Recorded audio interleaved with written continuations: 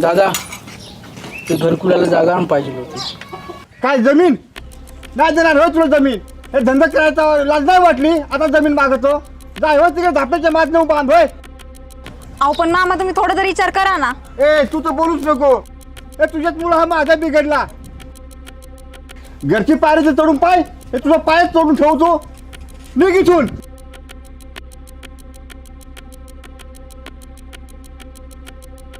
सरपंच आहे तसंच, तो पाटील आहे तसाच.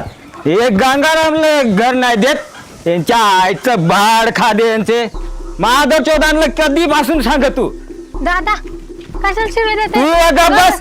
हे गावातलं सगळ्यांनी तसंच, आपल्याला घर नाही देत. घरी चल.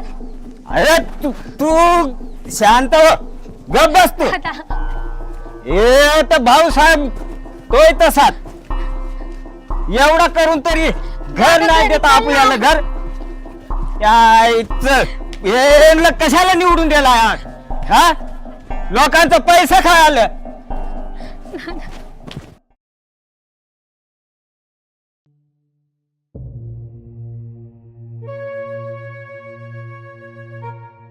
काय वो कसला विचार करताय? आपल्या घरकुलाचा काय होईल? दादा जागा देत नाही. सरपंच सांगतो आणि तो ग्रामसेवकही सांगतो जागा नसेल तर घरकुल कॅन्सल होईल. काय होईल चंद्र आपल्या घरकुलाचा? एक मार्ग आहे. कोणता मार्ग? तुम्हाला राग तर नाही येणार ना? चांगला मार्ग असलो तर कशाला राग येईल मला? आपण दादा संग बोलून पाहू ना. तर मामाकडून जागा घ्यायची तर लाज जशी वाटेल हो मला. अहो त्याच्यात कसली आली लाज? आता एखाद्या बापानं लेकीसाठी केलं तर ते काय कमी असतंय का? तुझ्या बरोबर आहे बुवा.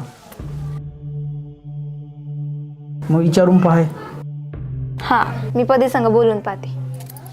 चंद्रे तू माझ्यासाठी भरपूर काय करतेस बा. अहो तुमचं तर काहीतरीच असते. चंद्रे अहो